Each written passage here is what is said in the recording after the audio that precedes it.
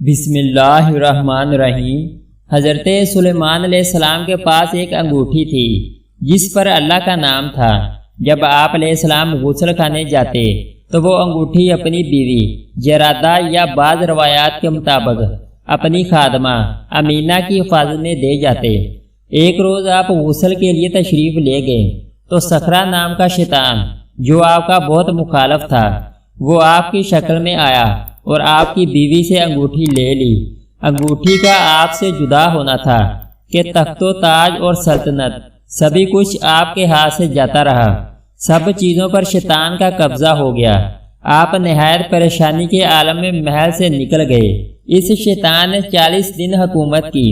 اصول و ضوابط اور احکام تبدیلی نے علماء اور دیگر اہل دربار اور اہل خانہ کو یہ سوچنے پر مجبور کر دیا کہ یہ سلیمان علیہ السلام نہیں، اور اگر سلیمان علیہ السلام ہی ہیں تو کیا ان کا شعور و ادراک درست کام کر رہا ہے؟ علماء نے اس کا حل یہ نکالا کہ تخت کے ارد گرد تو رات کھول کر بیٹھ گئے اور کلام الہی کی تلاوت شروع کر دی۔ شیطان کے چاروں جانب خدا کا کلام پڑھنے سے وہ تیزی سے بھاگ نکلا اور انگوٹھی سمندر میں پھینک دی۔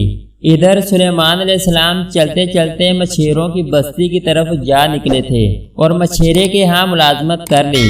دن بھر کے کام کاج کے بعد اجرت کے طور پر آپ کو 2 مچھلیاں دی جاتی۔ ایک روز آپ علیہ السلام بھوک سے بے حال ہو رہے تھے۔ جلدی سے مچھلی صاف کرنے کے لیے اس کا پیٹ چاک کیا تو مچھلی کے پیٹ سے انگوٹھی نکل آئی۔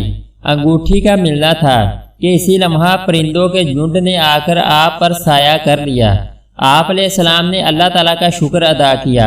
عوام و خواص نے آپ علیہ السلام کو پہچان لیا اور معذرت طلب کی۔ بہرحال آپ نے اسے اللہ تعالیٰ کی طرف سے ایک آزمائش جانا۔ صدیوں پرانے تخت سلیمان کی جدید ارتقائی صورت ہم آج کے تیز ترین خلائی راکٹوں اور جیٹ طیاروں کی صورت میں دیکھ رہے ہیں۔ مختلف تفاسیر اور اسرائیلی روایتوں میں اس کا تفصیلی ذکر موجود ہے۔ اورنگ سلیمان، تخت سلیمان یا کرسی سلیمان کے متعلق تفسیر ابن کثیر میں رقم ہے کہ یہ ہاتھی دانت کا بنا ہوا تھا۔ قیمتی ہیرے جواہرات، یاقوت، اصل فیروزہ اور زمرد سے سجا ہوا تھا۔ چاروں طرف سونے کی اینٹوں سے حاشیہ بنا ہوا تھا۔ چاروں کونوں پر چاندی کے درخت اور سونے کی ڈالیاں تھیں۔ پتے زمرد کے تھے۔ خوشے موتیوں سے لدے ہوئے تھے جو انگوروں کے خوشوں سے مماثل تھے۔ ہر درخت پر طوطی اور مور موجود تھے۔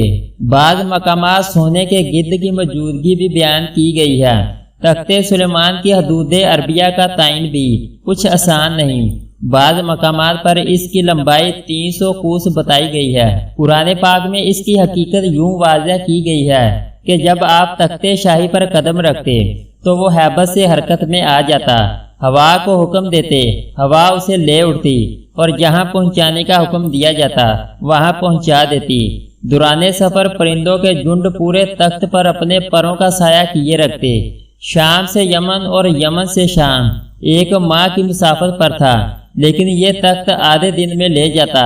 ہم نے داؤد کو سلیمان نامی فرزند عطا فرمایا جو بہت خوب بندے تھے اور اللہ کی طرف رجوع کرنے والے تھے۔ جب شام کے وقت ان کے سامنے خاص تیز دوڑنے والے گھوڑے پیش کیے گئے تو کہنے لگے، میں نے اپنے پروردگار کی یاد پر ان گھوڑوں کی محبت کو ترجیح دی۔ یہاں تک کہ سورج پردے میں چھپ گیا تو بولے کہ ان کو واپس لاؤ۔ پھر ان کی ٹانگوں اور گردنوں پر ہاتھ پھیرنے لگے۔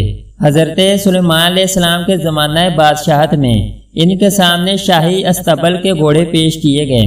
جہاد کی غرض سے پرورش کیے گئے ان گھوڑوں کی بہت دیکھ بھال کی جاتی تھی۔ ایک قول کے مطابق ان کی تعداد 20 تھی۔ بعض روایات میں ان کی تعداد 1000 ہے۔ ابراہیم تمیمی نے ان کی تعداد 20,000 بتائی ہے۔ حضرت سلیمان علیہ السلام ان گھوڑوں کے قد و قامت اور صحت دیکھ کر خوش ہو رہے تھے اور انہیں دیکھنے میں اس حد تک محو ہوئے کہ عصر کی نماز، وظیفے یا دعا کا وقت نکل گیا۔ جب انہیں اس بات کا احساس ہوا تو بہت پشیمان ہوئے۔ اسی غم و غصے کی حالت میں دوبارہ گھوڑے منگوائے اور تمام گھوڑے ذبح کر دیے جو اس کوتاہی کا سبب بنے تھے کہ میں ایسی چیز اپنے پاس رکھنا ہی نہیں چاہتا جو مجھے خدا کی یاد بلا دے۔ چنانچہ ان کی کوچیں کاٹ دی گئیں، ان کی گردنیں مار دی گئیں۔